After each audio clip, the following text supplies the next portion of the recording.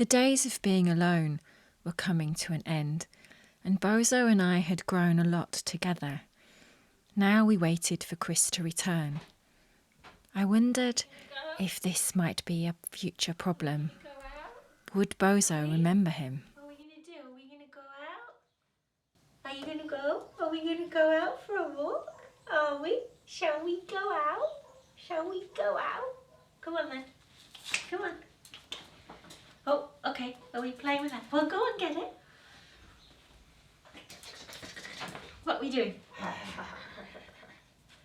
Hi. Oh.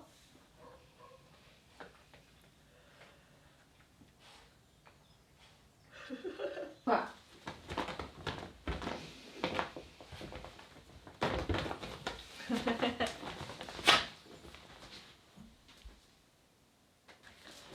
Okay, Merly. Can we do this? Ugh.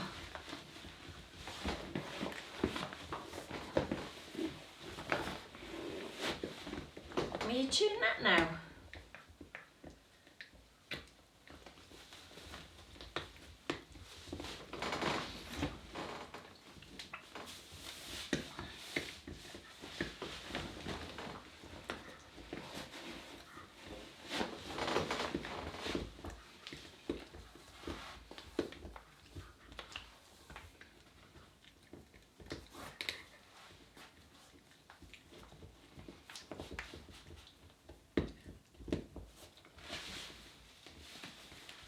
Okay.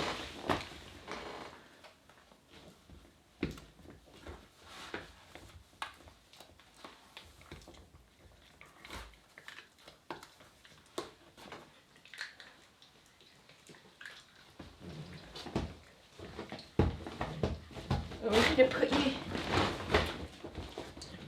Come on then, let's put this on. Oi.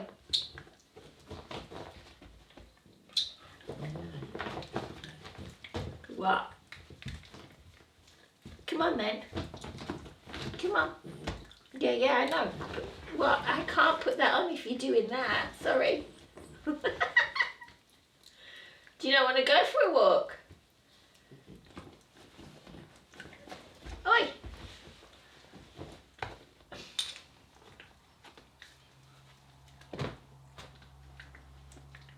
Come on. Yeah, I know. Okay, come on. Well, you have to lift up. You can't chew that and put your coat on. So, oh my goodness, doggy. You're nuts. Right, that's one. Yes, I know. And the other side, you have to roll over.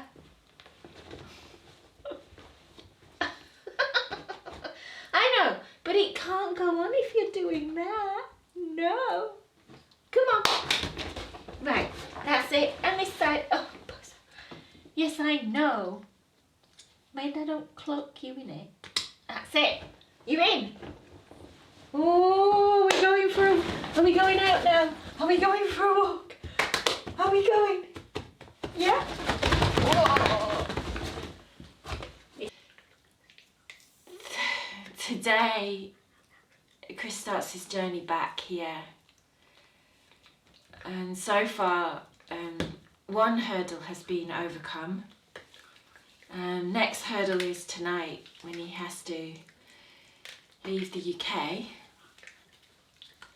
So once a very long time ago, travel was easy. I used to panic that I'd be up and driving to the airport so that I'd have plenty of time. Now it's just an utter nightmare. So yeah, I'm glad we're not living in two separate countries at the moment. That would be horrendous. So yeah, the journey now is going to take him 2 days to get back here, and then he's going to have to quarantine for 14 days. So it's just crazy. So the interesting one is going to be Chris returning and how this one reacts and whether he remembers him. I hope he does. I hope there's not an issue and it's suddenly, oh, you're back, and yeah. There are many paths that wend their way across the mountain, and it has been our joy to explore them. These have been our small adventures. As the season has changed, so does the nature and character of the path. So there is far more to discover and see. In the last few days of being alone, Bozo and I took a walk along a path that dropped below the village. Back in December, on a very warm day, Chris and I had taken exactly the same path. What's in there? What is it? Is it interesting?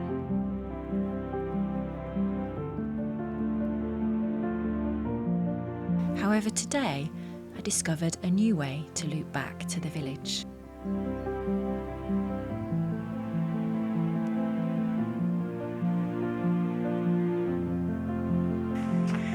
This is what happens when you live up a mountain and you go and explore anything that takes you down. The initial journey is really easy because you're going down, but then at a critical point there is always that time when you have to start going back up.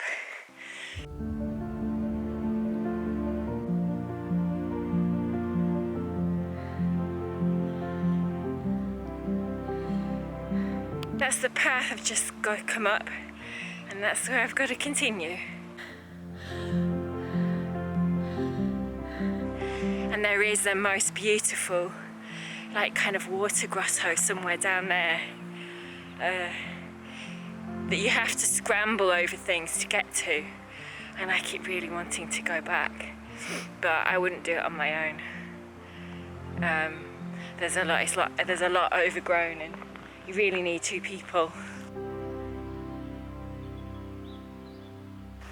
One of our earlier episodes, I'll try and remember to link down to it. Basically, we stood up there and looked out over the valley, and we had no awareness that this path, this track existed, and it literally is like they've just taken a bulldozer down it and cleared all the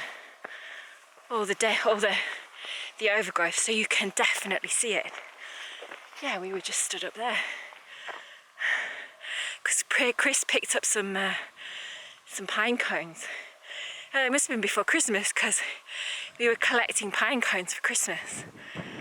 So just there. Chris's return was in the end uneventful. There was no drama or challenge. After all the worry, speculation and heightened fears from reading the news, a simple knock on the door signalled his arrival. Later, I was able to show him the path below the village and the beauty of the spring-dressed mountain and valley. If I turn you round, you will see what is piling in over. You can't see the top of the mountain now. So if I turn around, can you see?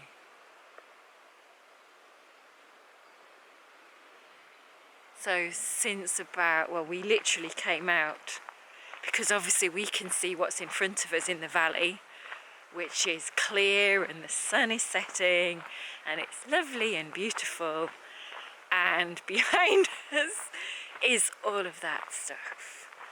So, and it is, it's cold, it's chilly.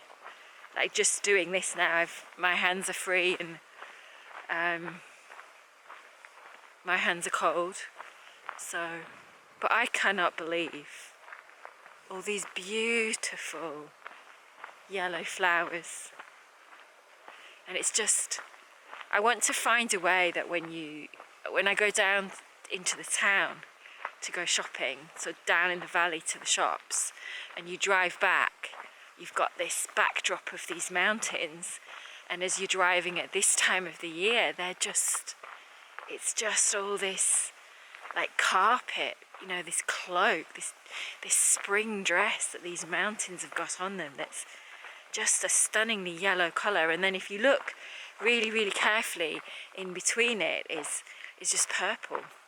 However, there was a familiarity to our walk, as I managed somehow to lose not just a dog, but Chris as well. Where's he gone?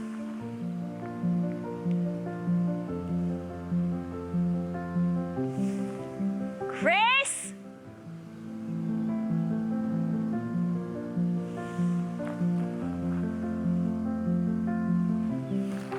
It does help. You lose the blooming dog. And now I've lost him as well.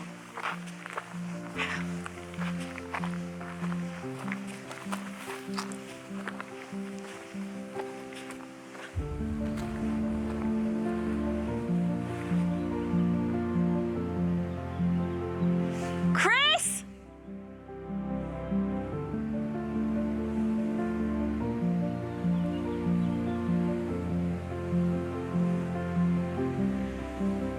Chris and Bozo had continued on further down the track, and because of the wind, their voices and their shouts couldn't be heard.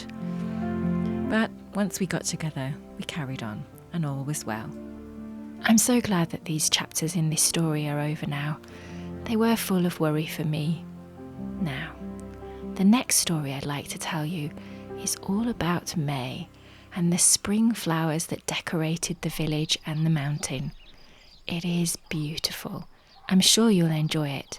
Do subscribe and click the bell so that you'll know when that story's ready. And do give me a like before you leave. Goodbye.